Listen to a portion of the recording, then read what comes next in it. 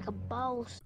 All right, ladies and gentlemen. So today we're going to be giving you guys a very interesting video, and it's about what a man's food preferences says about his personality.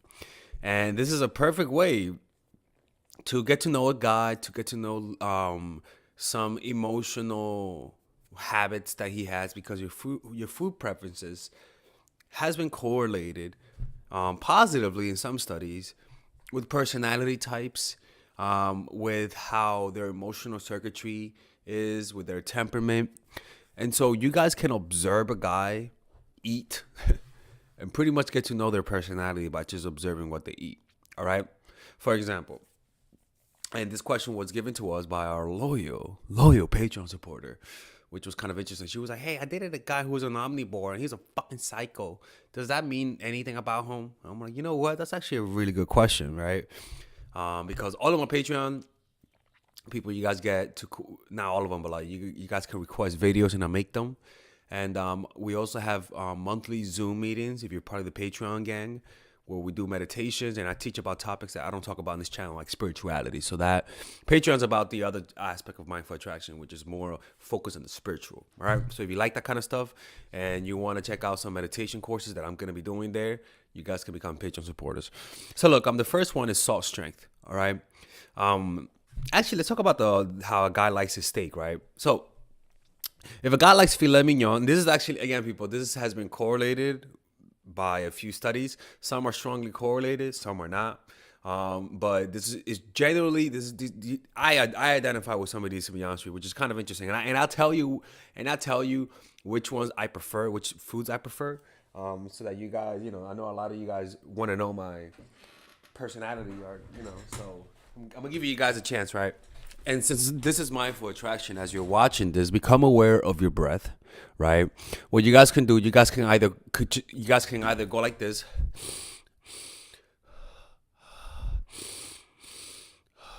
keep that rhythm, right? It's something that you could do, like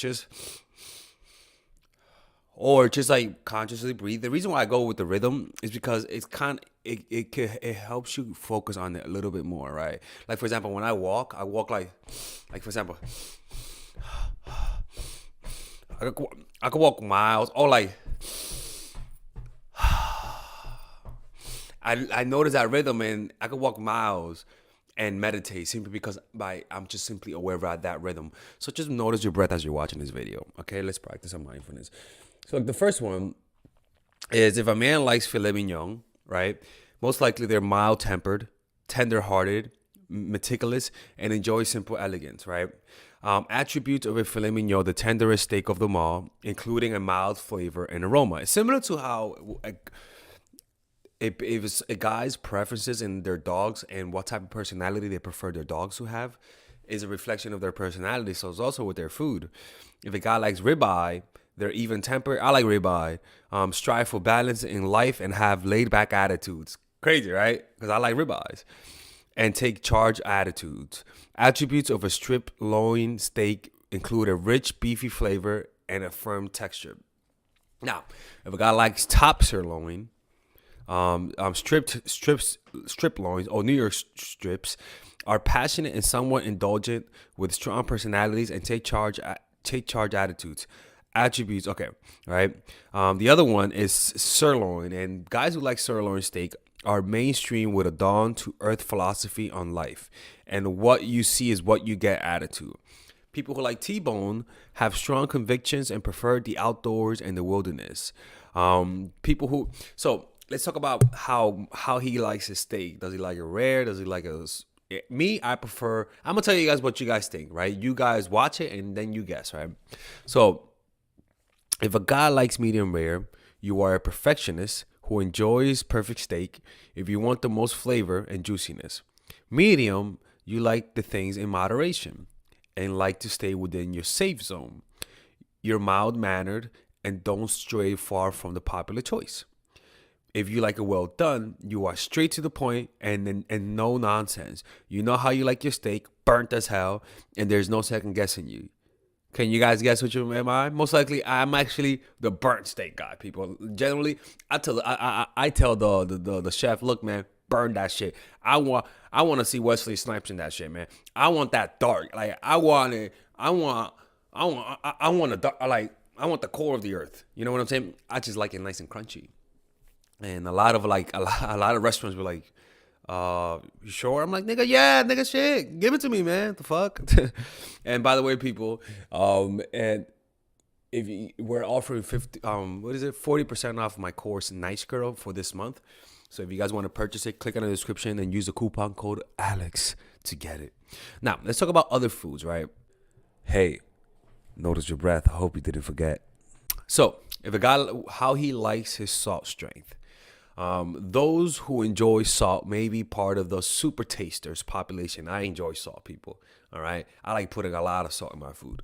It is estimated that one in four people, super tasters, have more taste buds than the average person. Super tasters show more sensitivity to bitter, sour, and spicy food, but enjoy saltier flavors. All right. Now, if you enjoy desserts more than dinner, right? You may be more willing to help others. A 2012 study in the Journal of Personality and Social Psychology found that those who enjoy sweets tend to be more agreeable and their hearts, and they also be seen as vulnerable or emotional, right? So if a guy likes sweets, most likely he has a soft, tender side to him. Now, the third one is that, as many would guess, those who prefer hot, spicy foods enjoy adventure. I'm a spicy type of person, people. I love spicy food. That's why I like Mexico. A study presented at the 2013 Institute of Food, blah, blah, blah. Spicy preference to the willingness to take risk, noting that high sensation seeking people enjoy spicy food and adventure, while those who sought low sensations were not interested in either.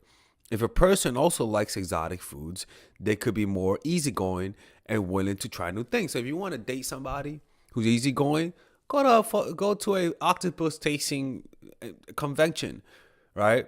If you like adventurous guys, right, go to fucking frog eating convention or crocodile eating convention or fucking beetle poom poom eating convention. Like like, I bet there's some people like, look, bro, you gotta try some whale poom poom, man. That shit tastes fine. I'm like, what? Bro, I'm open-minded as fuck, man. Have you tried dick before? I'm like, what the fuck? What? It's not gay, dude. It's just penis. You're just cooking it, you know? Like, it's the best kind of food on the planet, you know? I don't like you imitating me while saying that, okay? This is not Tyrone, people.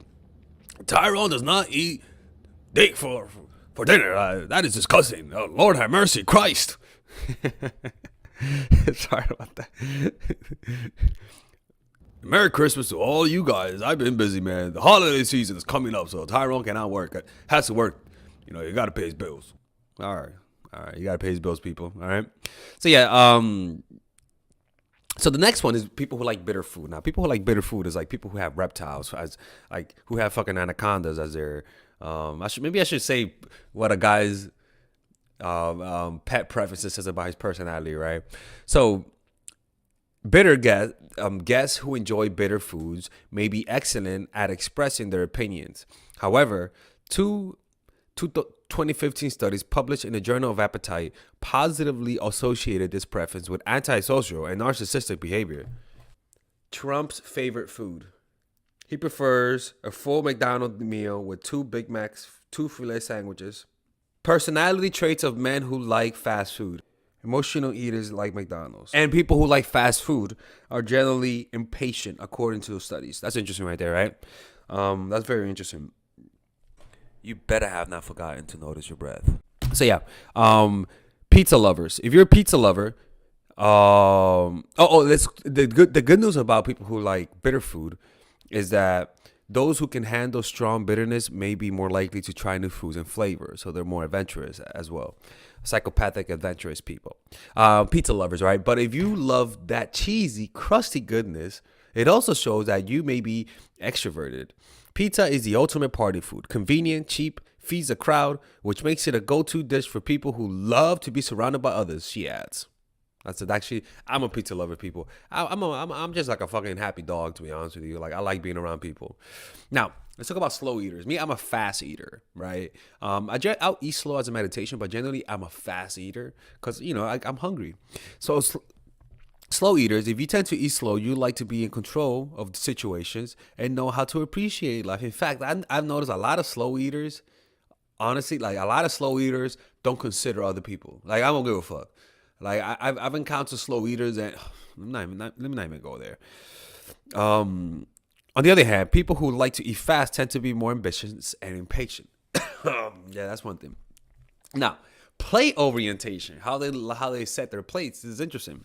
If you're someone who likes to separate the foods on your plate, you're very cautious and detail oriented in your everyday life, right? So it's kind of like observe the guy. Say, hey, how do you like your steak? Do you prefer sweets or bitter? Do you prefer sweets or bitter food?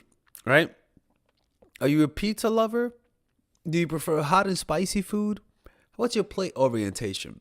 Do you prefer fast food?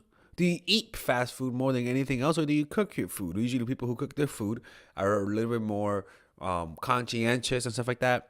So this is not positive. This is not like 100%, but these things there's a good chance it says a lot about a person's personality. You guys can use this information in conjunction with other information you get about the person, right? It's good to have this because it gives you a bigger picture, and it's also more important to have this in context. All right, it's important to have it in context. All right, ladies and gentlemen, if you guys ever want to learn how to use your feminine energy to influence people, learn how to use your masculine energy to become more assertive, and also learn how to blend both energies to improve your dating life, your spiritual life, honestly, your relationship life, your family life, your career life, this is the course for you. If I had to make a course for my nieces, I have two nieces, one is 19 and one is 15. 16. Holy shit. Oh my God, he's a bad fucking uncle. He's a bad uncle. Get him. Shut up, Melissa. You should get this course, right? And this is the course that I will make for them. So, for example, watch the curriculum, right? In the first week, we're going to be showing you how to establish a strong masculine foundation without letting it hurt your feminine energy. This masculine foundation is a source of who you are, right? It's your bodyguard. Without this, whatever feminine energy you create will be destroyed by the outside, because your masculine is your shield. So we'll talk about goal setting. We'll talk about how to develop a serious attitude. We're gonna be talking about how to use more logic, how to use more goal-oriented behavior. It's more how to be a man. Now the next one is how to embrace the feminine energy, right? This one would teach you about how to minimize excessive masculine traits, developing self-awareness, healing abundant feminine energy, regulating your emotion, mastering voice qualities and facial expressions, surrendering control, and allowing pain to be felt. This is honestly, this will supercharge, like Kaioken, your masculine energy. After that, we have femininity in the workplace, and how to be feminine in the workplace without letting people take advantage of you, and the nuances of how women on power should behave versus women who are subordinates in the workplace, and even the dress code. This is based on psychology, people. It's kind of insane. I'm actually excited about this one. The next week, we talk about navigating the labyrinth of male and female friendship, and this a lot of women find confusing, so we talk about that. And how to identify envious friends, how to identify the good friends, how to keep male friends, and how to keep female friends. Week 5, we talk about how to release the burden of the past and stop and destroy mental projections. This is actually really powerful. And then week 6, we talk about how to increase your observational power so that you could read people better. And we have a bunch of bonuses. The course starts at $99, and you guys can pre-order the course today at $69 before it goes out. If you're watching this, most likely I'm in the meditation retreat, so I will be praying for all of you guys.